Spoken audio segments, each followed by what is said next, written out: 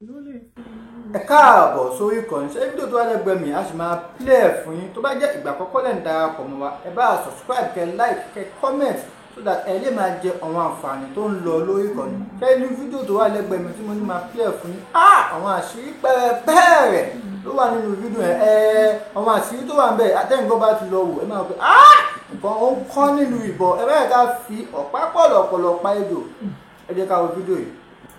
Yorùbá bọ̀ wọ́n ní tó bá ti tọ́jọ́ méjì ọjọ́ mẹ́ta wọ́n ní tá a ti gbúrò ara ẹni Yorùbá ní ẹkú àti òun náà ni à ń kíra wa ẹ jẹ́ ká máa kíra wa pé akú àti lórí ìkànnì yìí lónìí wọ́n gbogbo ibi tí ẹ ti wà tẹ́ ti ń gbọ́ mi nílé lóko àti ní ẹ̀yìn odi mo lẹ́mi Iyalaje yìí náà rèé mọ̀ nígbà bá bọ̀ ọ̀rọ̀ mo lẹ́mi àmọ́ pé pẹ̀tẹ̀pẹ̀tẹ̀ lọ́rọ̀ tèmi ṣe ẹ̀rẹ́ ni ọ̀rọ̀ mi bá tábà lónìí ẹ dákẹ́ bá sọ fónítàn kó má fi ṣe bínú oṣù gbọ́ kí wọ́n lọ rè túnbẹ̀ ṣe ni.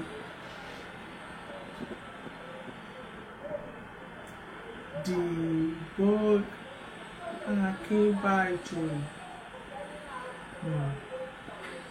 God bless you. Well done. Opeyemi, Bolanle, Oluyimika, Antonia Salapo, Fumilayo, Àyìnà, mo kí gbogbo àwọn ní long time ọjọ́ mẹ́ta. Mo lè mi àmọ́ pé pẹ̀sẹ̀pẹ̀sẹ̀ lọ́rọ̀ tèmi ṣe rí ẹni ọ̀rọ̀ mi bá sábà lónìí ẹ dápẹ́ bá ń sọ fún nísàwọn kó má fi ṣe bínú oṣù gbọ́ kí wọ́n lọ rè túnbẹ̀ ṣe ni. Gẹ́gẹ́ bẹ́ẹ̀ ṣe mọ̀ pé mi náà lágbájú àgbà lórí ìkànnì tá a wà ní gbogbo ibi tí ẹ ti ń gbọ́ mi nílé lóko àti lẹ́yìn odi. Ayé wa ò ní bàjẹ́, ilé wa ò ní bàjẹ́, mo ní ilé àtọ̀nà gbogbo wa ò ní bàjẹ́. Ọlọ́run ò sì ní bàṣẹ wa jẹ́. Ẹ̀yin tèmi lórí ọ̀rọ̀ Priscilla ọmọ alálùbáríkà ọmọ tí gbogbo wa fi ń yangàn ìyẹn tó jẹ́ pé gbogbo wa kọ́ o àwa tá a bá jábí ọmọ tòótọ́. Ọmọ tó jẹ́ pé ẹni tí nǹkan rẹ̀ bá wù tó sì fẹ́ nǹkan rẹ̀ yálà fúnra rẹ̀ ni yálà fún àwọn ọmọ rẹ̀ ni tàbí ọmọ tàbọ́mọ ọmọ àbí ìyàwó àbúrò ni tàbí ìyàwó ọmọ ìyàwó ẹ̀gbẹ́ ó ṣàǹforíire nínú ìdílé ẹ̀ àbí ọmọ tòótọ́ tí ìṣàbíagbá tí ò bá wa dunnú so rere tó ń ṣẹlẹ̀ nínú ìgbésí ayé Priscilla àwọn lèmi fẹ́ lórí ètò yìí. Ìwọ tó bá mọ̀ yí pé aláyọnu sọ ní ọ́ ìwọ tó bá mọ̀ yí pé o ò fẹ́ ire inú ìdílé rẹ nǹkan rí o sì wọ̀ ọ́ bíi pé kí nǹkan ọ̀bànújẹ́ kó mọ́ ṣẹlẹ̀ inú ìdílé rẹ lòun wá mọ̀wùlẹ̀ lórí ètò mi mo bẹ̀ nítorí ìtọ́lọ́run kì í mọ̀ ṣe tipátipá o èmi ò sì èmi èétanná wẹ́bí èmi èsì ìtanná wárá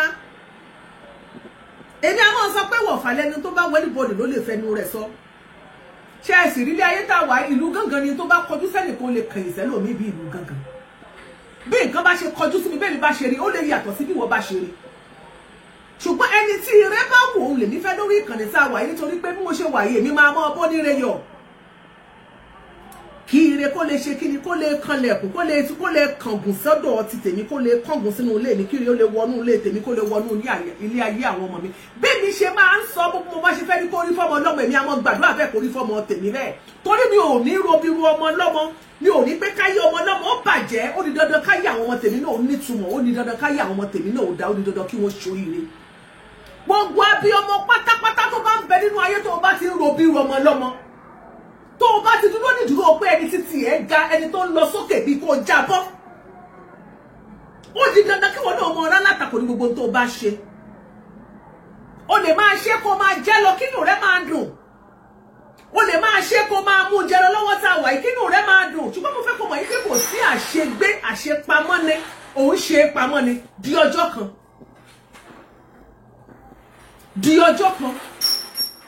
bí o bá wà nínú ayé tó o bá ti lè bọ́ sí kọ̀rọ̀ láàárín ìwọ àti ìṣẹ̀dá rẹ láàárín ìwọ àti ọmọ rẹ láàárín ìwọ àti ọlọ́run rẹ tó dá ọ sílé ayé kó ní ọlọ́run mi àdàbí tí mo bá ro bí irú ọmọ alákejì mi tó o bá ti lè sọ bẹ́ẹ̀ ayé ẹ ti ta nìyẹn tó o lè sọ wípé àdàbí tí bá rẹni tó ń ṣoríire kí tínú mi bá bàjẹ́ rí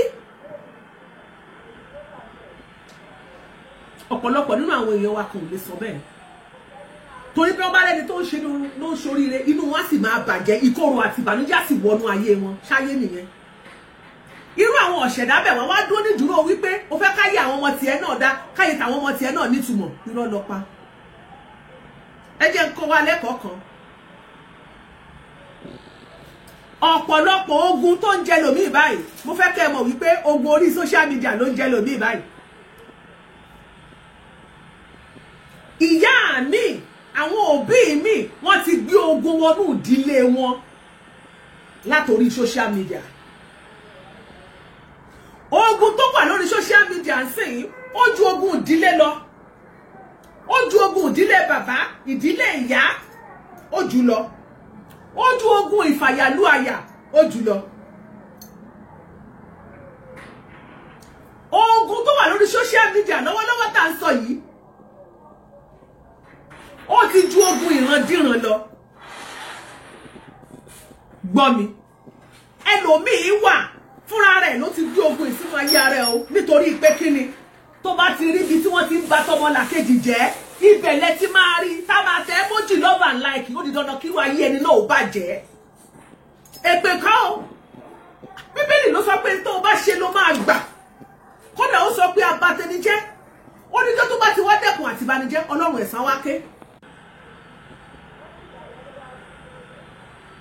Bó ṣe máa sọ wípé má bá tèèyàn jẹ́, má robi ọmọlàkejì ẹ, béèyàn bá sì robi lù ọ́ láì ṣe pé o ṣe nǹkan kan wọ́n rògbò olóògùn ni yóò padà sí lórí ni. Nítorí ọba kan wà, Ọlọ́run kan wà, ẹnìkan wà tó jẹ́ pé ó máa ń dá ibi padà sórí edíbí, á dá èpè padà sórí elépè, á dá àṣàsí padà sórí alásàsí, á dá ègún padà sórí elégún bó ò tiẹ̀ sọ kankan. Mo dẹ̀ máa ń sọ fún wa gbogbo èyí tẹ́ jẹ́ tèmi lórí ètò, mo ní gbogbo ìṣẹ̀dá kọ́ lèèyàn ń gégùn fún, gbogbo ìṣẹ̀dá kọ́ lèèyàn ń ṣépèlé lórí, nítorí àwọn ìṣẹ̀dá kan wà àwọn gan ò mọ nǹkan kan, wọn ò ní ẹ̀mí kankan, wọn ò ní aburú kankan, wọn ò ní agbára kankan, ṣùgbọ́n rú wọn Ọlọ́run ti gbé wọn wá, ó ti ṣẹ̀dá ẹ̀ mọ́ wọn, àjẹbí ni fún wọn. Bó bá porí ni wọn níbi ó di dandan kí bí ó padà bẹ́ni tó bá porí wọn níbi. Ìwọ tó bá lóyún, tó bá fi inú ẹ, tó bá fi gbé oyún oṣù 9, tàbí pé o tiẹ̀ wá lọ ṣe sẹ́rógísì gan pé o wọ́mọ ìwọ ló mọ tójú ẹ ti rí kó tó lọ ṣe sẹ́rógísì, tàbí o tiẹ̀ wá lọ sọ́dọ̀ ìjọba pé ẹjọ́ mo fẹ́ adopt ọmọ ni tó bá gbà, ìwọ ló mojú ẹ ohun tójú ẹ rí kó tó adopt ẹ. Ṣùgbọ́n tó bá ṣòwò ọmọ o ò ní ever gbàdúrà káyé ọmọ lọ́mọ ó bàjẹ́. Èmi Olúwafúnláyọ̀ tí gbogbo yín mọ̀ sí Iyalaje Kotu, mo gbà ládùúrà wípé ayé gbogbo àwọn ọmọ wa nítumọ̀, bí ọ̀tá fẹ́ bí ọ̀tá kọ̀ ayé àwọn ọmọ wa nítumọ̀. Gbogbo ẹnikẹ́ni tó bá dúró ní kọ̀kọ̀, tó dúró ní gbangba, tó dúró ní dúró pé òun fẹ́ ta ọfà sínú, ó dúró sínú òkùnkùn, ó wá fẹ́ ta ọfà sínú ìmọ́lẹ̀ ayé wa àtàwọn ọmọ wa, ọ̀run á dá padà sínú ayé ẹ̀ láṣẹ Ọlọ́run bó ṣe máa rí nìyẹn. Ẹ má bà tèèyàn jẹ́ o. Tó o bá rí ibi tí wọ́n ti ń bàtà yí ọmọ ọlọ́mọ jẹ́ lórí social media, má lọ gbé ègún níbẹ̀ kó o gbé lọlé lọ bá àwọn ọmọ ẹ.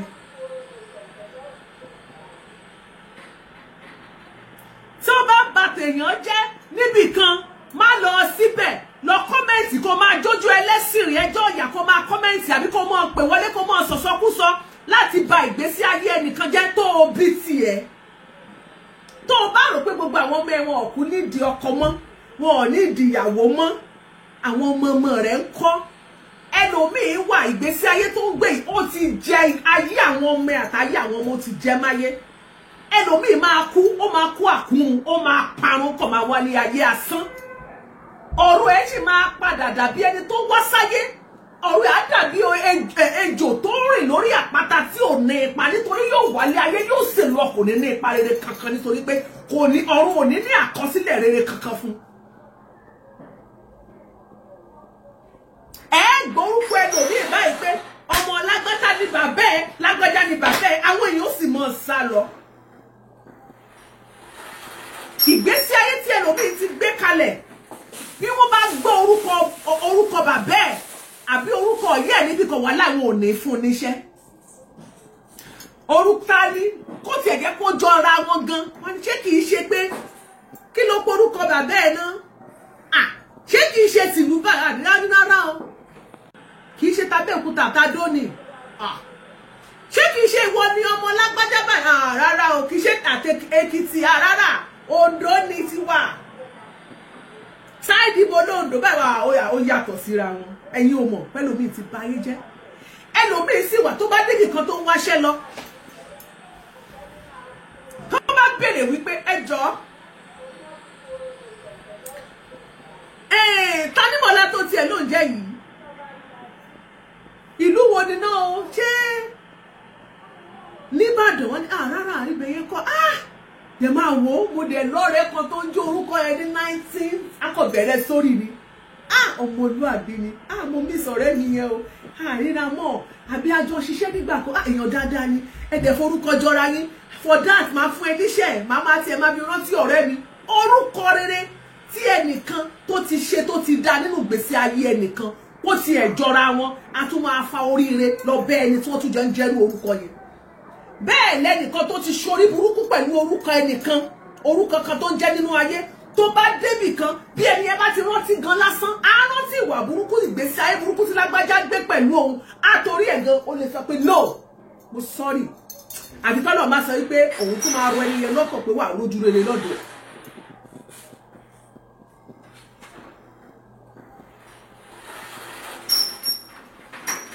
ṣẹ̀gbọ́n only I got my whole show because of my mom legacy. Emeka Moses, God bless you. Bó ṣe máa rí nìyẹn o. Ó wá gbé sórí social media. Ó ti believe pé amen tó wà lọ́ndà comment section yẹn. Wàá wá máa comment tí ò dá, wàá máa sọ̀rọ̀ burúkú ọ̀rọ̀ tí ò dá, wàá máa sọ inú yẹn máa dùn. Wàá máa sọ̀rọ̀ bẹ́ẹ̀ ni tí ò láyọ̀, wàá máa sọ̀rọ̀ ìbànújẹ́ àti ìkorò nínú ẹni tí òun máa padà mú lọ bá kọ́pọ́ ẹ̀wọ̀ ọ̀rọ̀ èpè kan o tó bá ti ibi tó yẹ kó o ti lọ ṣàdúrà fún ọmọ ẹnìkan àbí fún ẹnìkan tàbí kí ni inú ẹ ti yí sọ́dọ̀ ẹnìkan tó wá débẹ̀ tó wá fi kọ́mẹ̀ntì ìkorò síbẹ̀ definitely ẹni yẹn ti mú ìkorò lọ sínú ìdílé ẹ̀ ó ti fún ara ẹ̀ ló forí ara ẹ̀ rú ogun so tẹ́ ẹ bá rí ọ̀pọ̀lọpọ̀ ẹlòmíín sí báyìí ogun tó ń bá fà tó ń bá jà ọkọ mi ló gbé wálé lọ bá yàwó ẹ̀ tó rọ́kọ ló wà lórí ló ń lọ kọ́mẹ̀ntì kiri lórí social media ẹlòmíín wà ìyàwó ni ò kì í sùn àtàárọ̀ àtọ̀sán ní ọmọ kọ́mẹ̀ntì kiri lórí social media ológbógun lọ́bọ̀ pẹ̀lú ilé ẹlòmíín wà ìyá ẹ̀ ti rìtáyà ìyá ẹ̀ ló ṣe rádaràdá kiri lórí social media ó ti wá lọ kó ogun ó ti wá di ẹmọ̀ pé generation by generation ni ó ti wá gbé ogun ìrandíran ó ti wá gbé lọ fáwọn ọmọ ẹ̀ àwọn ọmọ ẹ̀ àwa wà ní ọkọ bí tí wọ́n wà máa gbàdá pé àmà mi wọ́n mi nǹkan báyìí lọ́kọ ṣe fún ẹni kí ló ṣọ́kú ẹ ó yá gbé fóònù fún kó mọ̀ pé ìyá gangan ló wà ń di ẹrù ẹ̀ nínú ìbànújẹ́ nídìí ogun ẹ̀yà ẹ̀ ni torí ìyá ẹ̀ ti wà lórí social media ó bá ta yọ ọmọ ọlọ́mọ kan jẹ́ kò dẹ̀ possible ká yọ ọmọ tiẹ̀ náà dá mi tó bá wà kò possible ká yọ ọmọ tiẹ̀ náà dá mi tó bá wà in tó bá ti ṣe òun ló máa gbà.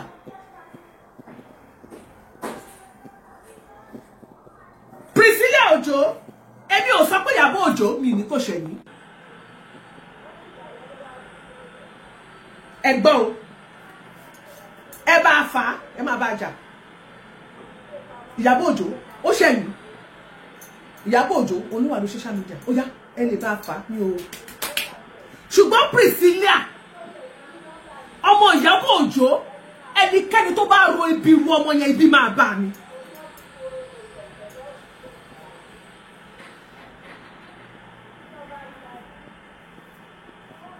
Torí ọmọ yẹn ó ti jáde ó máa sọ̀rọ̀ bóyá ó ṣe ambassador ni o tàbókọ̀ rẹ́rìn o tàbókọ̀ ṣe ohun àtọ́kọ ẹ̀ tọ́jọ́ ṣe gbogbo nǹkan tọ́jọ́ ṣe mi ìròbó jáde kó ṣe pè fẹ́ni kankan nínú wa rí èmi ò rí ibi tí wọ́n ti ń bú Priscilla lájọ́ tó ti ń bú tọ́mọ yẹn ti jáde tó ti wá fún wọn lésì tó ti bẹ̀rẹ̀ sí bú wọn padà tó ti ń ṣépè fún wọn padà ọjọ́ kan tó tiẹ̀ kọ́mẹ́ǹtì gan lásán tó ọ́pdéètì fẹ́ nìkan lásán àwọn èèyàn ti bẹ̀rẹ̀ sí ní pariwo. Ǹjẹ́ o gbàdúrà kí ọmọ ẹ wà nínú ipò tó wà yẹn káwọn kan dẹ̀ dúró nídúró pé wọ́n fẹ́ kó wọ́n kó mà toyún ẹ má dẹ̀ burú nu ní ayé tá wà yìí o béèyàn bá lóyún gan tó diwọ́ tó disẹ̀ ẹ̀yin màmá wa ẹ máa mọ nǹkan tí mo sọ gbogbo abíọmọ ìfúnpá ẹ̀ wọ́n máa bá wa wọ́n máa yẹ̀ wò báyìí tá bá wà lọ́sípítù ni lẹ́ẹ̀mẹsàn lẹ́ẹ̀mẹwàá wọ́n máa bá wa dábàá lọ fún gbóyún lọ báyìí wọ́n sáré máa wo ẹlòmíì máa ní high blood pressure tó bá lóyún láì tí ṣe wípé ó tiẹ̀ kó nǹkan kan láyà gbogbo tá a dẹ̀ mọ́ ń kó láyà gbá náà wọ́n sọ fún ẹni kẹ́ẹ̀jẹ́ o ní tó bá ti ní ẹni o bí ẹyin o bí ẹja o bí ẹ̀dọ̀ òun ni kẹ́ máa jẹ pé wọ́n ní ká tiẹ̀ mọ́ jẹ hẹ́hẹ́hẹ́ gan ìfúnpá ga sókè. pé wọ́n tiẹ̀ sọ fún wa pé tí dáàdì bá ti kanlẹ̀ kò pé ká jẹ́ kán wọlé lásán pẹ̀lú condition táwa báyìí ìfúnpá wa máa ga sókè báyìí ni. abọ́sibọ̀sí ọmọ tẹ́lómi lè bínú ẹ wá gbógun tí tọ́mọ bá ka Psalm 35 fún yí ayé ẹlòmí ó ti bàjẹ́ nù yín pé kọ́lọ́ kó gbógun tí àwọn tí ń gbógun tí o kí ló dé látọjọ́ tọ́mọ yìí ti sọ pé òun wọlé ọkọ báyìí mi ò rò bọ́mọ ẹ̀ tí ì sinmi ọjọ́ kan ṣe ẹ fẹ́ kó fi social media lẹ̀ fún yín ni ọ̀tọ̀ ni pé ńgbà tó fẹ́ má rí kò dúró nítòsí o kò dúró o ó lọ fẹ́ kinní kan o ó lọ Tanzania ó lọ fọ́kọ o ọ̀tọ̀ ní gbogbo sórí làlálálá yẹn gbogbo àwọn tó dẹ̀ sọ ìpó lọ fọ́kọ ní Tanzania yìí kò fẹ́ ọmọ Nàìjíríà ó lọ ẹni kan mọ́kọ tí wọ́n jáde àbí ọkọ ọmọ wọn kó jáde síta kárí èyí tó bá ti sáàdì ọkọ Priscilla ẹ má bínú o 30% àbí ká sọ pé 20% ní obìnrin làwọn ogun tó ṣé nínú àwọn tó ẹni kún kì í ṣe 21 to 20 nínú gbogbo àwọn tó ń pariwo Priscilla kó lọ fọ́kọ ní Tanzania yìí nínú gbogbo wọn ẹ lè rí 5% ẹni tí ọkọ ẹ̀ tó bẹ́tà ọkọ Priscilla ẹ lè rí 5% lára wọn ọkọ mi àwọn ọkọ tí mo ń gba etí wọn ni àwọn ọkọ tí mo ń lù wọn sí ẹni àwọn ọkọ tí ò wúlò àwọn ọkọ arébípa àwọn ọkọ tí wọn ò lè jẹun tí wọn ò go jẹun kánú àwọn ọkọ tí wọn ò lálùbáríkà kankan lára àwọn ọkọ tí ẹ lè fi mú yan gan àwọn ọkọ tí ò lè wọlé kó fún ẹ níbi 1000 pé kó tiẹ̀ gbà kó túraká ọkọ tí ò lè sọ pé nìṣó ló fẹ́ lọ ìyàwó mi ó ya 5 million nìyẹn kó tiẹ̀ kó ṣeré kó ra nǹkan kó ṣe shopping àwọn ọkọ tí ò lè mú ògo bá ìdílé àwọn ọkọ tó lè wà proud of them àwọn ọkọ téèyàn máa ń gbé pamọ́ àìmọye àwọn ọkọ kan tẹ́ pé àlè fi wọ́n hàn kọ́kọ́ ní àìmọye àwọn ọkọ tí ọkọ téèyàn ò lè fi hàn anybody má gbé nonsense wá síbi ta ló ń comment òṣì bẹ́ẹ̀ ẹ jẹ́ kí n gbé pa ọgbẹ́ ẹjọ́ ẹ má dárúkọ anybody bí Fọláṣadé Onílàdé her mother did worse than that for Lizzy kí ló kọ́ mi pẹ̀lú ayé Lizzy kí ló kọ́ mi kí mo sọ̀rọ̀ Iyabo Ojo ń bí ni I think you are very stupid. Tó bá gbé ọ̀rọ̀ Lizzy wá síbi tí mo dárúkọ Lizzy ni ẹjọ́ tó ní tọ́lọ́ tẹ́lẹ̀ pé bẹ̀lẹ́ bá ti ń ṣe dáadáa you can go back there and continue please this is the Iyalaje Kotu show. Ìtẹ́ bá ti ń ṣe dáadáa ní kẹ́ ẹ lọ ẹjọ́ please don't come to this place this is my show.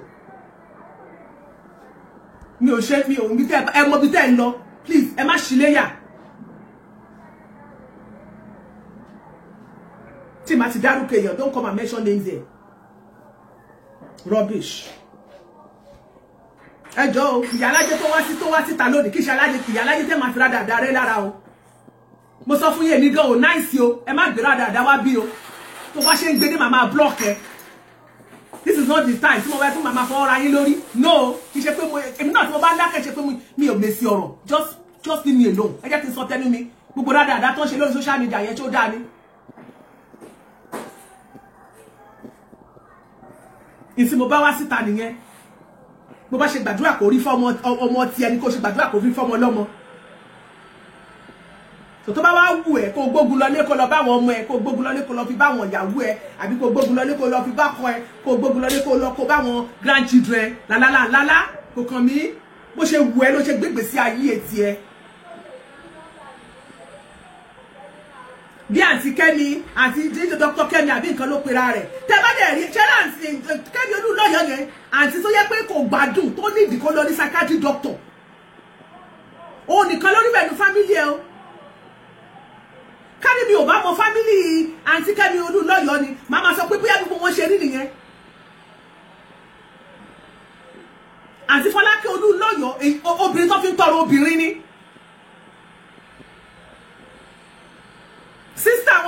Olúlọ́yọ̀ obìnrin tó fi ń tọrọ obìnrin ni èèyàn alálùbáríkà ni tí gbogbo bá jọ wà pọ̀ báyìí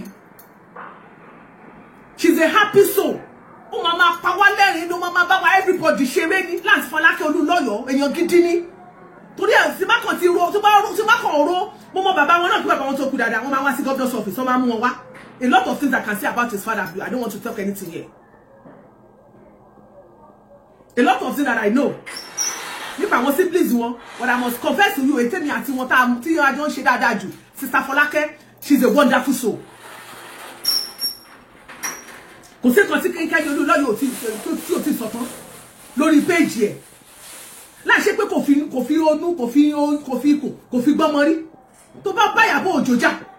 You can face Iyabo Ojo. Why Priscilla? Ogun yìí ti bẹ̀rẹ̀.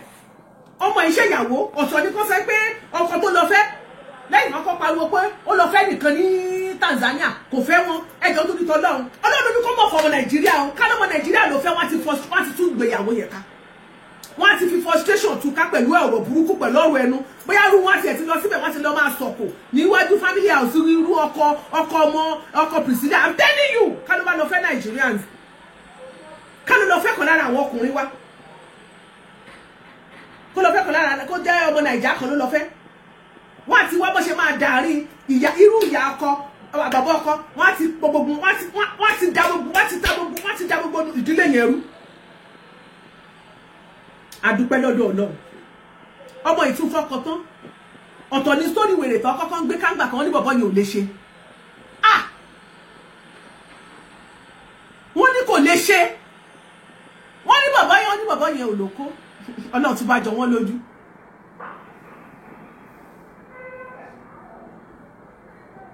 àbájọ wọ́n ní kò lè ṣe ó dá ìgbà tí wọ́n tún wá rí pé bọ̀bọ́ yẹn wá lè ṣe ń sìn wọ́n tún sọ wípé gbà ó lólóyún people ẹ̀yin èèyàn ti gbàgbé wípé like someone like me I will let you know what I want you to know ṣe ní gbogbo ìgbà tí bá ń travel tí bá ti ń travel ìgbà tí wọ́n ti ẹ̀wà Naija wọ́n ti ẹ̀mọ̀ mí even up to now anytime tí bá ń travel tí n bá ti lè post ẹ̀ sórí social media pé I'm on my way to so ẹ gbà pé mo ti débi tí mo ń lọ I'm not a fool a lot of us láti máa ṣe bẹ́ẹ̀ tí n bá ti lè post ẹ̀ sórí social media pé I am on my way to kìnìkan àbígbà tí mo wà Nàìjíríà pé I'm on my way to United States mo ti wà l'Amẹ́ríkà ọjọ́ kẹta àbọ̀sẹ̀ kan kí n tó máa post ẹ̀ kẹ́yìn tó máa rí wípé ẹ bọ́ bá bẹ̀rẹ̀ kìnìkan safe trip safe journey mo ti débi tí mo ń lọ kí n tó máa post ẹ̀ tí n bá padà sí Nàìjíríà lẹ́yìn tí mo ti padà sí Nàìjíríà tí mo ti resume padà sí ọ́fíìsì tí mo ti lò bí 1 week lọ́fíìsì màá ṣe padà sórí social media màá wá post ẹ̀gbà ẹ̀ pé màá ní the eagle has landed àwọn èèyàn Iyalaje you are welcome back to Nigeria báwo ni trip kí ló mọ̀ bó ti lé láti di 1 week o nǹkan tí mo fẹ́ káwọn èèyàn mọ̀ ni mo fẹ́ káwọn èèyàn mọ̀ ìgbà tí mo fẹ́ kẹ́ ẹ mọ̀ ni mo fẹ́ kẹ́ ẹ mọ̀ Priscilla kò lóyún tẹ́lẹ̀ oyún dẹ̀dẹ̀dẹ̀ gédé pé wá ṣáwọn èèyàn ṣe ẹ mọ̀mọ̀ ṣe bí òpò náà tí ọmọ ẹ bá tó ní gbogbo ogun tó wà ọmọ ẹ ó keep everybody suspense ni ó lè jẹ́ gbogbo àwọn pictures àwọn máa post lẹ́ẹ̀kọ̀ọ̀kan gbogbo àwọn videos ẹ̀ yẹn yìí tó ti rìkọ́ọ̀dù tẹ́lẹ̀tẹ́lẹ̀ á kò máa jù sí lẹ́ẹ̀kọ̀ọ̀kan because ó mọ̀ pé kò fẹ́ kí page òun kó ṣe kíni kẹ́lá kẹ́nìtì okay now kò fẹ́ kí page ẹ̀ dẹ́ ẹ̀ tí a máa jù díẹ̀ fún yín inú ẹ̀ máa rí táìmù tó fẹ́ kẹ́ rí lẹ́rí nǹkan tó fẹ́ kẹ́ mọ̀ lẹ́mọ̀ ìgbà tó tún sọ wípé òun ti lóyún ìgbà wo ló ṣe wedding April February wọ́n wá yọ calculator tí àwọn tí gbèsè ayé wọn ti bàjẹ́ ní gbogbo èyí tẹ́ ń yọ calculator tí question kan tí mo fẹ́ béèrè lọ́wọ́ ti ni pé tẹ́ bá jóbìnrin nígbà tẹ́yìn lóyún tẹ́ lóyún tí yín tayín bá yín calculate ẹ̀ nígbà tẹ́ wà nílé ọkọ àbí bí ẹ̀dẹ̀ tí màá rí bóyá girlfriend and boyfriend ẹ̀ ṣì wà tẹ́ ń ṣe ìgbà tẹ́ ń bára yín sùn ta ló mọ̀ bẹ́ẹ̀ ṣe ń ṣe gbà náà kí ló dé ó ti ẹ̀dá wa ọ̀tọ̀ rẹ̀ TikTok ti sá lọ kí ló dé mi láì kí máa fi fóònù yìí ṣe TikTok o tẹ́yin ṣe ti yín ta ló mọ̀gbà tẹ́ ń ṣe ta ló bá yín calculate tí kò aláì TikTok mi dẹ̀ close down mi like fóònù yìí ó jẹ́ padà sí ẹ má dúró ẹ̀yìn okay resume yes ó ní mo lè resume. ìgbà tẹ́yin bára yín sùn ta ló bá yín calculate ẹ̀ mo fẹ́ bèèrè lọ́wọ́ yín ni ta ló ń sọ fún yín nígbà tẹ́ ń báyàwó yín sùn ta ló sọ fún yín pé gbà báyìí ní kẹ́ ẹ lóyún who are you ìwọ gan tó jẹ́ pé ìwọ àtọkọ àtìyàwó tẹ́ ń bára yín sùn lójoojúmọ́ ìjọ ọmọ ìgbà tí Ọlọ́run fi àṣẹ sí ìwọ ọmọ oorun tó máa sùn tọ́lọ́run máa sọ pé lálẹ́ yìí ni mo dé àbí lọ́sàn-án yìí ni mo dé àbí láàárọ̀ yìí ni mo fi á mí sí. kí ló dé kí ló kàn wá nínú ìgbésí ayé ọmọ lọ́mọ kí ló dé tó jẹ́ pé ọ̀rọ̀ ìgbésí ayé ọmọ lọ́mọ wọn á jẹ́ ìbànújẹ́ nínú ayé ẹnìkan ó wá jẹ́ṣẹ́ wá gbéṣẹ́ lé yín lọ́wọ́ ìgbésí ayé ẹnìkan wá diṣẹ́ fún yín tẹ̀ mọ́nítọ̀ yín monitoring spirit ẹ̀pọ̀lọpọ̀ nínú ẹlòmí ayé wọn ti bàjẹ́ wọ́n kàn ń wẹ́ni wọ́n wá wẹ́ni fúnra ni wọ́n wẹ́ni tí ó sọ fún wọn páyé wọn ti bàjẹ́ ni ẹ wá dúró ní dúró pé ẹ wá wá calculator bẹ́ẹ̀ bá ní calculator ẹni tí ò bá ní calculator tó sọ pé màá fi calculator ránṣẹ́ sí láti Nàìjíríà kẹ́ ẹ lè rí calculator bí orí ibi country tẹ́ bá wà màá kó calculator fún kẹ́ ẹ bẹ̀rẹ̀ sí máa calculate ọjọ́ tí ó bá Priscillias Jumajo ní on the kílẹ̀ tí mo okay ó bá sùn láago 9 alẹ́ ẹ máa calculate kẹ́ wá sọ ètò doyún bẹ́ẹ̀ nonsense Larita abẹ́ẹ̀ rí pé rádaràdá ni this is nonsense absolute nonsense. Kí ló kàn yín pẹ̀lú life ọmọ lọ́mọ àwa náà lọ abímọ à ń gbàdúrà káwọn ọmọ wa ní fọkànbalẹ̀ nílé ọkọ wá ìtẹ́ fi wá ń gbé ọkọ ọmọ kan sókè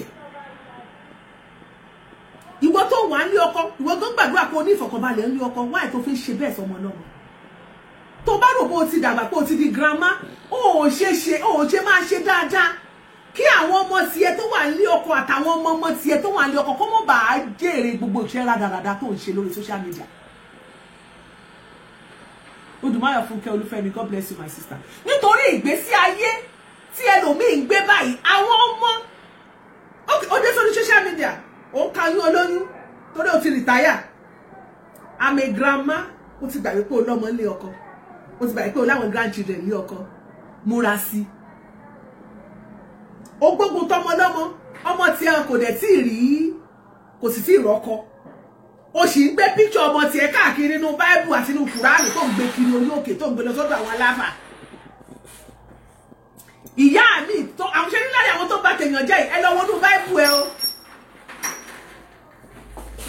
bóyá ó ti fi ó lè jẹ́ picture ọmọ àbọ̀mọ ọmọ ló wà bẹ́ẹ̀ tó ń bá wọ́kọ tí ò tí rọ́kọ ẹni tó sì rọ́kọ tó yẹ kí inú ẹ̀ máa dùn wá ní Ọlọ́run tó ṣe ti lágbájá rántí àwọn tèmi náà sí rere bàbá ṣe ń ṣe bẹ̀rẹ̀ bíi tàtijọ́ Ọlọ́run ọba Ọlọ́run ìgbàanì ò yí padà ó sì ń ṣe lọ́wọ́lọ́wọ́ báyìí láìpẹ́ ní kòpẹ́kòpẹ́ ṣe tèmi náà nítorí mo ti rí pé ó sì ń jọba mo sì mọ̀ pé ó sì wà síbẹ̀ nítorí pé lára ìjẹ́rìísí ni ti Priscillias àti mo rí pẹ̀lú Jumas ọkọ ẹ̀ ìwọ tó wá ṣe tiwọn náà Ọlọ́run ṣe tèmi náà ṣe tọmọ tèmi náà àbí ṣe tọmọ ọmọ tèmi náà àwọn kankan wà tó wà sọ fọ́nà Olúwa nítorí wípé mo ẹnìkan ṣoríire Priscillias ní ọkọ inú mi dẹ̀ dùn mo dẹ̀ gbàdúrà sí láti inú ọkàn mi mo bless ìgbéyàwó sí wọn nítorí inú mi dùn sí èkó oríire jẹ́ kí oríire náà jẹ́ kó kọ́ ọmọ tèmi náà picture ọmọ mi rè Ọlọ́run ṣàánú mi Ọlọ́run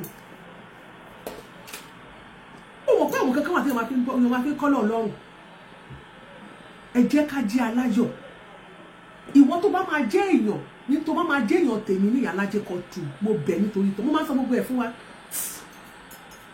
ẹ jẹ́ aláyọ̀ dẹ̀ máa ní ayọ̀ nínú ọkàn ẹ dẹ̀ máa rẹ́rìn jẹ́ kí inú ẹ̀ kí ó máa dùn ní gbogbo ìgbà kódà kó máa la àwọn ìṣòro kankan já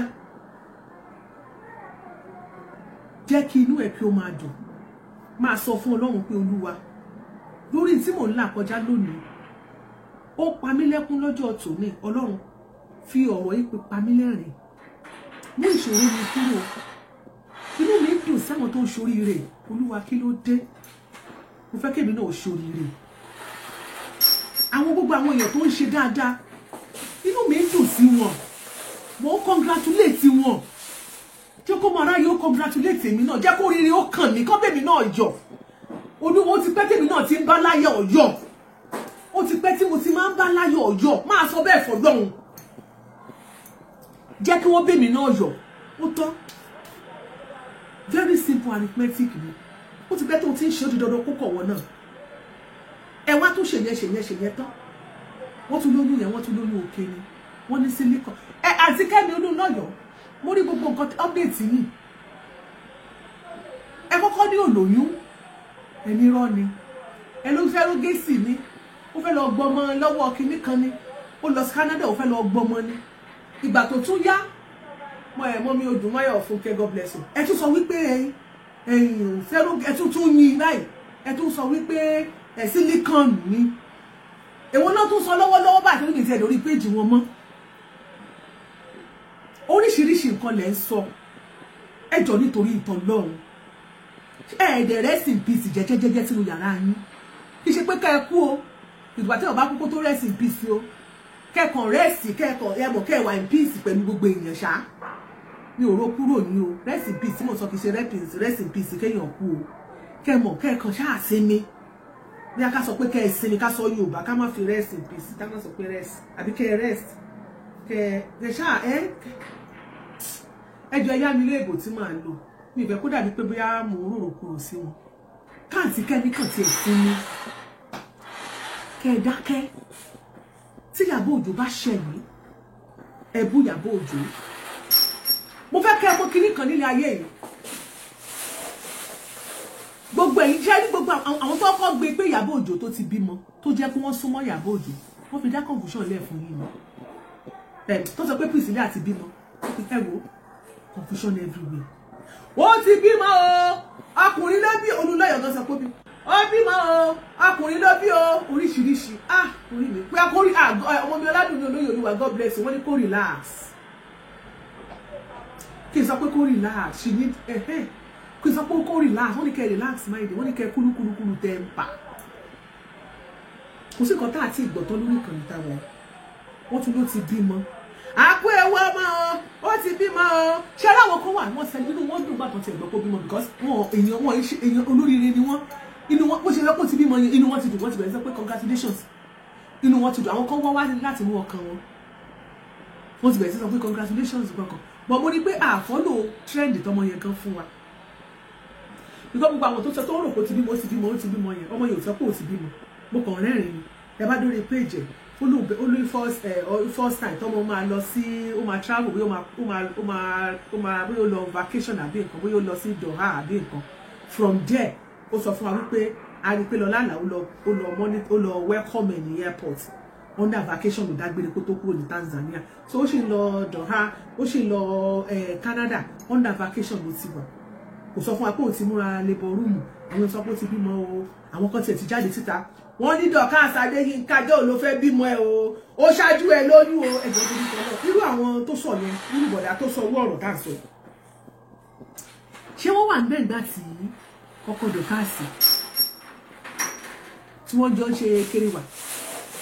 Àbó wà ń bẹ́ẹ̀ ní ọjọ́, ṣé òun ni Ọlọ́run fi àṣẹ rán wípé alẹ́ ọjọ́ ìlú bá mi stamp ẹ̀ o, alẹ́ ní òdòdó. Tó yẹ pé ẹ wá joyè lórí social media. Mo ṣe pè wọlé. Kẹ wá analyze fún wa, ẹ wá joyè lórí social media, ẹ wá ń sọ fún wa wípé nìkan ló kọ́kọ́ lóyún, ìwọ ló wà ń bẹ̀, ìwọ ló bá arọ́kún, ìwọ ló bá abáyàwó ẹ̀sùn, ìwọ ló bá Dorcas sùn àbí Juma jù tàbí kí ló jẹ́ ọkọ Priscilla Juma bóyá ó gbé ohun àtìyàwó ẹ̀jọ wà báyìí, Dorcas Adéyínká náà ohun àtọkọ ẹ̀ náà jọ wà báyìí. Bóyá Ọlọ́run á fún ẹ ní stamp ele tó ní mọ̀ kó bí nǹkan kan tó kàn gbèsè ayé ẹlòmí. Kí ni problem wa lórí social media iná? Kí ló dé tá à ń tọ́ pínpín ìgbésí ayé onígbésí ayé kiri? Ẹnìkan ló kọ́kọ́ lóyún, ta ló sọ bẹ́ẹ̀ fún ẹ? Ẹlòmíì máa wà tó máa fi bímọ ẹkùn ẹ máa pẹlẹbẹ ní. Ẹlòmíì gan oríṣiríṣi style Ọlọ́run dáwọ́ obìnrin. Ẹlòmíì àlóyún bọ̀ ọyàn ló máa rí sí. Ìjọ́ tẹ́ ẹ bá ti mọ̀ wípé ó ti lóyún báyìí kò ní pẹ́ bímọ. Ẹlòmíì wà gbogbo ìgbà tẹ́ ẹ máa fi mọ̀ pé lóyún gan. Tẹ́ ẹ bá calculate ìgbà tẹ́ ẹ mọ̀ pé lóyún ó lè má ju bí 3-4 months lọ. A sì bímọ. Ẹlòmíì wọ́n kàn máa sanra sí gbogbo ẹ̀gbẹ́ báyìí ó ti lóyún ẹ̀ ní mọ̀. Oyún alákọ̀ọ́kọ́ tí ẹ̀ máa ń fọ́ nì àwọn tó bá rí pẹ́nẹ́pẹ́nẹ́ tí ò tiẹ̀ sanra tó rí pẹlẹbẹ ẹ ní mà kó ti lóyún èmi náà èmi ká mo sì sọ èmi náà ti mọ̀ bẹ́ẹ̀ ẹ ní mà pé yàn lóyún àìmọye ẹlòmíì ó bí méjì mọ́mí Bámidélé Rihanna Ọláọ̀rẹ́ God bless you ẹlòmíì wà ikùn ẹ̀ báyìí ẹ ní mà pé ti lóyún ẹlòmíì tó bá bá bímọ báyìí tẹ́ bá sì mọ̀ pé lágbọ́n rẹ̀ kí ló ń fi tẹ́lẹ̀ pé ara ní ẹ̀ ti lóyún ọjọ́ kejì ló fẹ́ lọ bímọ ìjọ ẹ̀ bá ti mọ̀ báyìí ó ti bẹ́ àsìkò ẹ̀ ti tó ni kí wọ́n á ní pọ́blẹ́mù wa kí lè tà ń ṣọ́yún olóyún kiri ẹ má bàyí ọmọ lọ́mọ jẹ́ ẹ jẹ́ ká ṣe dáadáa kò sí nǹkan tí mo ti sọ tán ìgbà tó tún lọ sí wọ́n tún lọ ṣe baby shower sí oríṣiríṣi nǹkan làwọn èèyàn tún sọ ọmọ ìṣá ti dá confusion sílẹ̀ ṣùgbọ́n kì í ṣe pé àwọn gangan àwọn tó wà ní social media ló ń confuse ara wọn tó rọ́mọ yóò dágbére labour room kò kú dágbére pé Canada tó ń lọ ẹ̀kọ́ fẹ́ lọ gbọ́mọ ni àwọn kan ló ní silicon ní Iyalaje Kotu ara àwọn tó lọ nínú Kotu mu wa wọ́n sì máa pè wọlé tó máa ṣàlàyé fún wa kí ló ṣẹlẹ̀ níbi pátì mi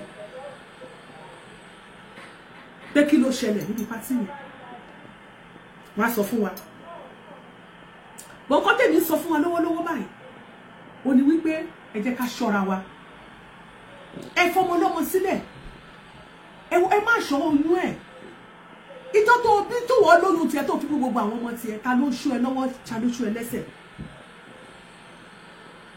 ìjẹ́ wà tó ń wù lọ́wọ́lọ́wọ́ báyìí iṣẹ́ tó gbélé rẹ lọ́wọ́ tó ń wù lọ́wọ́lọ́wọ́ báyìí tọ́lọ́run bá sọ pé òun fẹ́ ṣèdájọ́ ẹ̀ gẹ́gẹ́ bó ṣe wà abala abolo ló máa kẹ́ ẹ mọ́ abala apá wo ló wà apá gúùdù ọ̀hún rere àbí apá báàdì ọ̀hún àpáàdì whatever tó bá so ló dẹ̀ máa reap you know that you are going to reap it whether good or bad. gbogbo èyí tẹ́ ti rìtáyà tẹ́ ń borí afẹ́fẹ́ náà mọ̀ dáadáa lára yín tẹ́ pọ̀ dáadáa gbogbo èyí tẹ́ ń ṣiṣẹ́ kíá tẹ́ fi wọ́n ṣe náìtì ẹ fi wọ́n ṣe shift gbogbo èyí tẹ́ ń ṣiṣẹ́ gbéyàgbéyà ẹ wà fọ́ sórí social media ẹ máa lo earpiece torí ẹ fi wọ́n wá ilé wait time ẹ wà lọ máa rú síbi tí àlàáfíà bá ti ń jọba bí kíbẹ̀ bàjẹ́ nítorí pé kẹ́ lè ní long hours tẹ́ lè enjoy shift yín tẹ́ wà ní diaspora ọlọ́run máa padà mú gbogbo ilé yọkọ̀ kan ẹ ní dájẹ́ ìyá yẹn o nǹkan tẹ́ gbàgbé nìyẹn o ẹ ní dájẹ́ ogun ìdílé lẹ fẹ́ kó lọ bá àwọn ọmọ lọ́mọ ọmọ tó máa escape lọ́mọ tó bá ju ọlọ́run ẹ jẹ́ ká ṣe dáadáa wọ́n ní kì í ṣoyún ẹni ọmọ bíi sísá akẹ́ni olúlọ́yọ̀ gan fẹ́ bára ẹ̀ jà báyìí wọ́n ní kì í ṣoyún ta ló sọ pé kì í ṣoyún oh sorry mo ti ní miss call èyí sorry okay do not disturb ló wà ní ìṣe ring out hello Iyalaje bó ni ìyá mi ẹ má bínú jàre mo rí miss call yín bẹ́ẹ̀ni èmi náà wà lórí show okay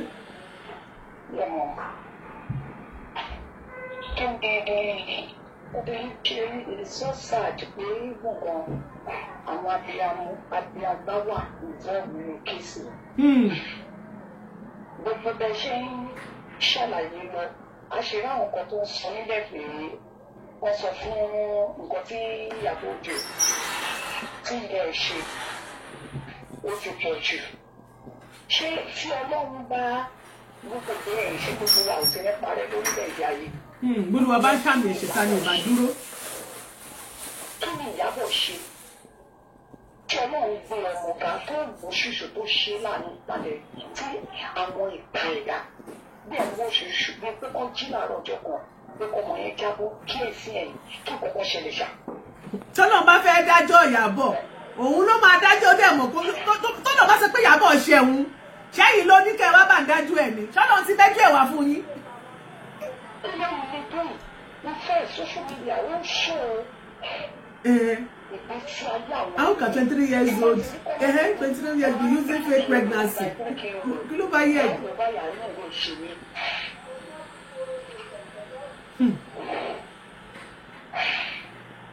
ṣé nǹkan ibi tí ọlọ́run ò ní sọ̀kalẹ̀ kó tó wá fi àwọn kókó wọn àwọn kókó tó ń ṣẹlẹ̀ ní àgọ́ wa ó yẹ kó jẹ́ ẹ̀kọ́ fún wa ká máa fi ní deport.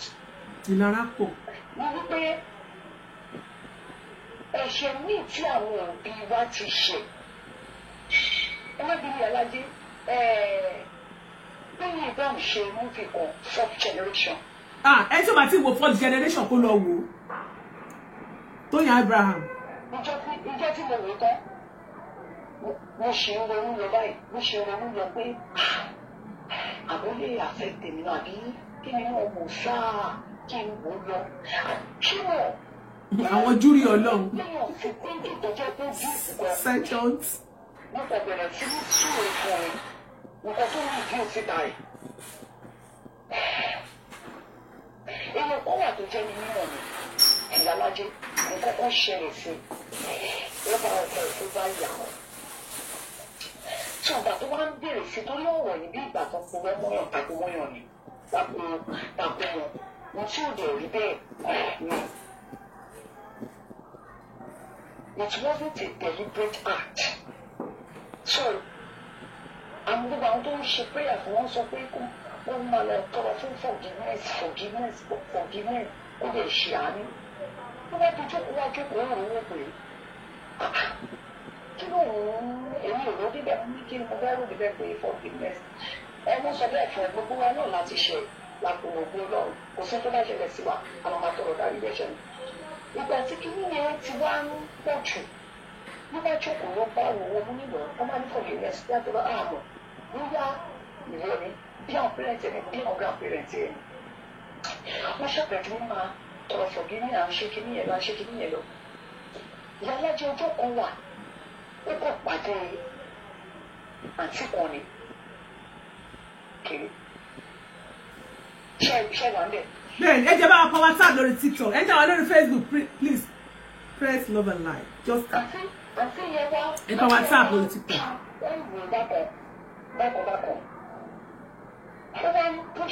Thank you.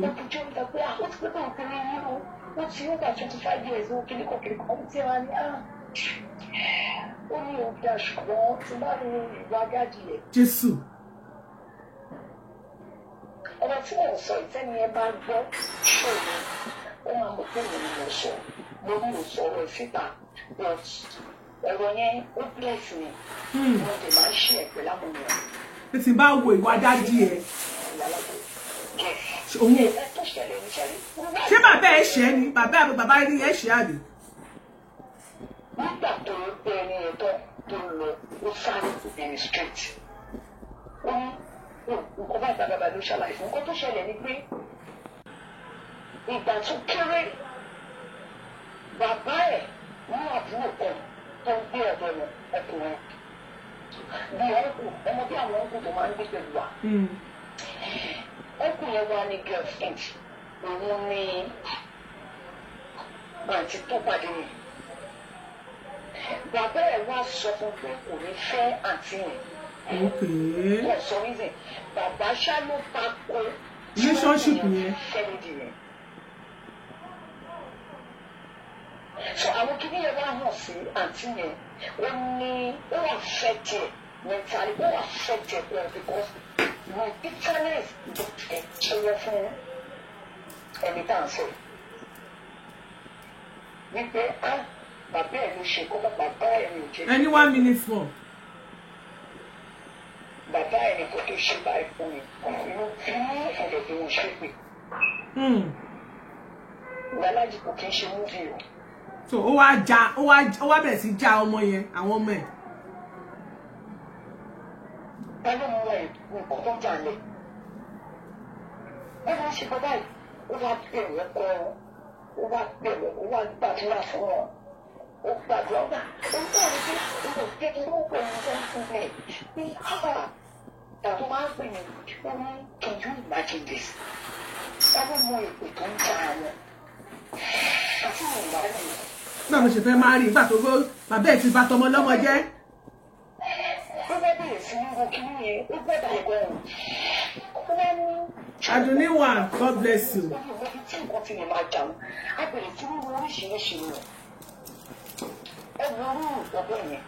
Tí àwọn pẹ́rẹ́ǹtì mi máa ń ṣe ọ̀nà àwọn ibi tí ẹlòmíì máa wọ bókè wọ́n ṣépè ṣẹ́ni tó ń ṣépè fún ṣódò ti kú mi.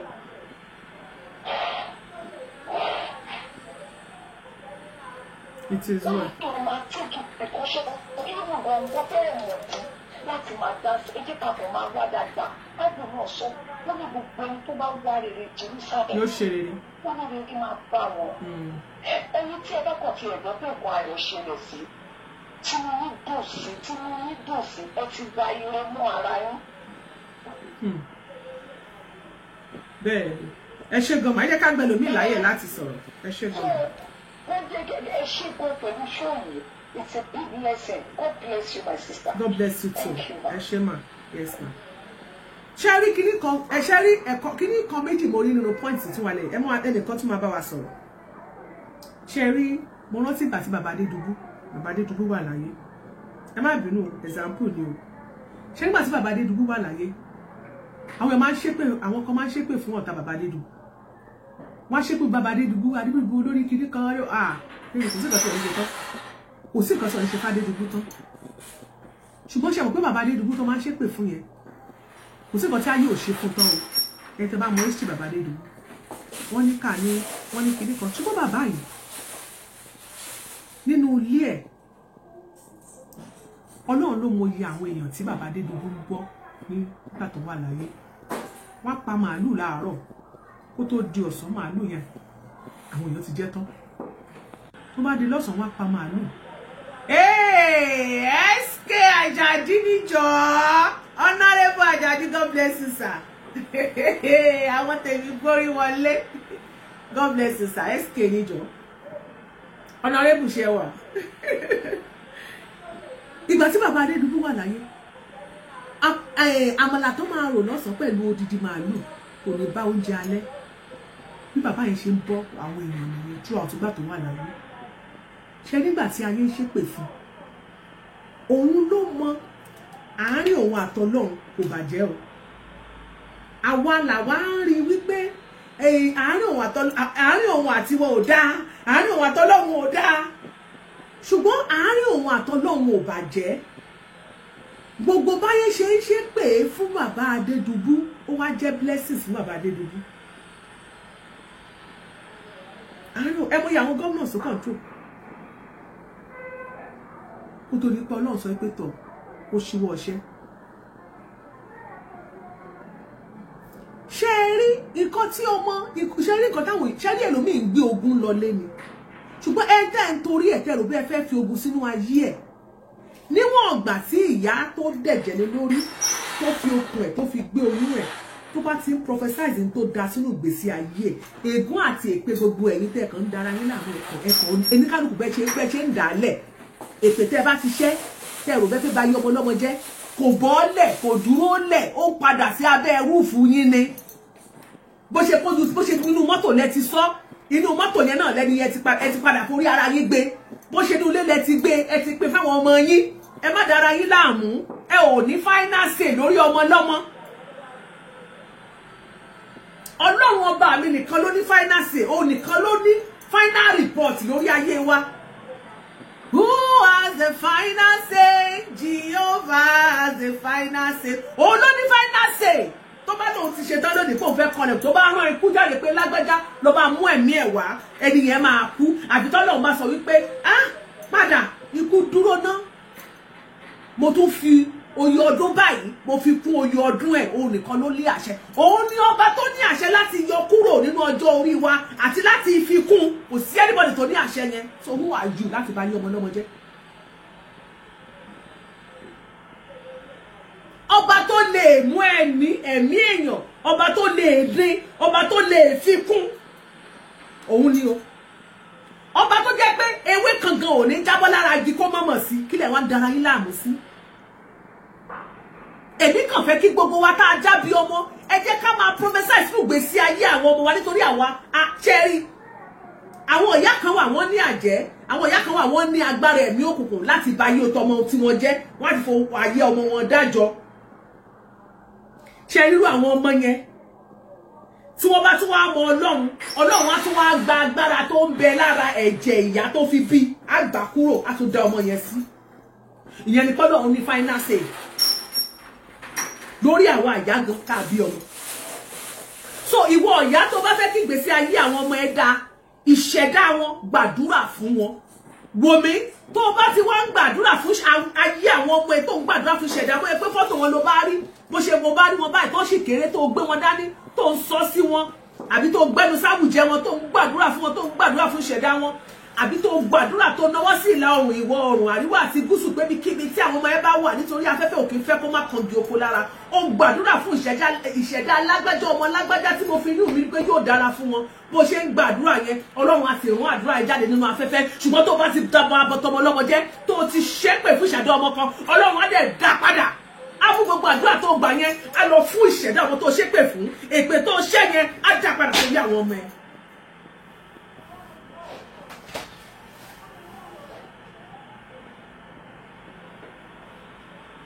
Ọlọ́run bó ṣe máa rí nìyẹn, bó dẹ̀ ṣe máa rí nìyẹn. Ẹlòmíì á lóun gbàgbà tí àdúrà lórí àwọn ọmọ fáwọn ọmọ òun òṣèré ẹni ó ṣe wádìí ẹni kó lọ wádìí. Ọmọ landlord rẹ lásán, ọmọ tenant ẹ, ọmọ àdúgbò lásán, òun nílé kó lọ́gbà àpò jẹ́ pé ọmọ ìdí ẹ̀ ti máa ń ní ọmọ Ọlọ́run. Kádíjà ọmọ dáadáa ni Kádíjà ládùúgbò yìí, ó gbá ládùúgbò yìí, ọmọ ìdí ẹ̀ kàwé Ọlọ́run kò ṣàánú fún un. Kí ọkùnrin kó dẹ̀ máa súre fọmọ lọ́mọ, ẹlòmíì wá ọkùnrin súre fọmọ lọ́mọ, kò dìgbà tí ó bá mọ téèyàn kọjá gan lẹ́gbẹ̀ẹ́, ó yẹ kọ́pẹ́ lè súre fún mi. Lágbájá náà bá mi gbàdúrà fún lágbájá o, ọmọ láńlọ́ọ̀dù wa àbí ọmọ ọ̀rẹ́ mi yìí, gbogbo àwọn ọ̀rẹ́ wa lọ́mọ wa, àwọn ọ̀dẹ̀ ti lọ ní ọkọ o. Àwọn èèyàn pé ẹ jẹ́ kí n gbé kúrò ní do not disturb náà, kí ló dé tí mi ò mọ̀ tó ń wọlé, gbogbo kọ́ ti yapa o. Ẹ má bínú, kí ló dé kọ́ ti pọ̀, ẹ má bínú pé ọmọ lágbájá tó ṣe kinní kan, kó gbàdúrà fún ọmọ lágbájá, ọmọ ọlọ́mọ, ó mọ̀ káyé táwọn ọmọ ìṣe náà máa dání, ó mọ̀. Olùbá tó bá mọ̀ wọ́n rí. Ẹ ló ìyá mi. Ẹ bá sọ ṣẹ́ ìwọ̀n máa. Mo mà wá òkè akó ètò. Ó ga ètò ní ẹ kú iṣẹ́. Ẹ máa kú gbogbo fàájì ọjọ́ Sunday. Fàájì nìyẹn, fàájì pọ̀. Ẹ jọ ṣe ẹ lè jí sí wa kan tó ṣẹlẹ̀ ní baby shower Priscilla ọmọ Iyabo Ojo ní Canada yìí, tí Canada ẹgbẹ́nu sókè, ẹ bá wa tọrùn aṣọ yìí ṣe súnmọ́ kámẹ́rà. Ẹ kì báyìí, ẹgbẹ́nu sí máìkì. Kí ló ṣẹlẹ̀ jọ? Wọ́n ní fẹ́ẹ̀kì, wọ́n ní kò lóyún, wọ́n ní sílíkọ̀nù ni. Ojú ló ń jù wọ́n, ó yẹ kó lọ plastic ojú wọn, àwọn tó sọ bẹ́ẹ̀. Ṣé àwọn tí wọ́n di Canada ẹni nìkan kò wọ plane kò tẹ̀lé airport rí kó tẹ̀ fi hàn lọ sílẹ̀ rè? Ó wá ń ṣọ̀ṣọ̀ kan, ó tẹ̀ ṣọ̀ṣọ̀ kó sọ yẹn jù. Wọ́n mọ̀ dárí jí mi, Nàìjà ló máa wà. Ẹni mìíràn tó sọ̀rọ̀ kó sọ yẹn gan, ó mú náà gbàdá kó mọ̀ wọ́n ṣoríire bẹ́ẹ̀ ni. Ẹ bá bẹ̀rẹ̀ sí ní ṣépè fọmọ ọlọ́mọ wọn tó yẹ pé ó wá ṣe débi ṣàbàwá kálára, a lọ síbẹ̀. A lọ bá wọn ṣe àjọyọ̀ pé àwọn náà fẹ́ kí nǹkan bẹ́ẹ̀ yẹn náà ó lè náà kó pa àwa náà kó pa àwọn ọmọ wa náà. Ọmọ ò tí ì bímọ bébí ṣáà ló ṣe. Ní òde ẹ̀pọ̀ tàbí bá dunú tí gbogbo wa dùn. Tí gbogbo wa dùn gbogbo wa tata jù dí dáadáa. Everything was so peaceful. Ó lọ bó ṣe yẹ kó ẹ̀ náà ọmọ ò tí ì bímọ. Níbi tí àwọn olóṣèlú káàdì wọ́n dẹ̀ wà kọ́fẹ́ ló ti bímọ èrò ni ọ̀pọ̀ I don't even understand bí àwọn èèyàn ṣe máa ń reason gbà mí. Ọmọ tó ṣe wípé ṣe àtẹwá ni ó ti bímọ ṣé àwọn ìgbà tó ọkùnrin bá sọ ni. Ṣé wọ́n wà tó ní débẹ̀ ni?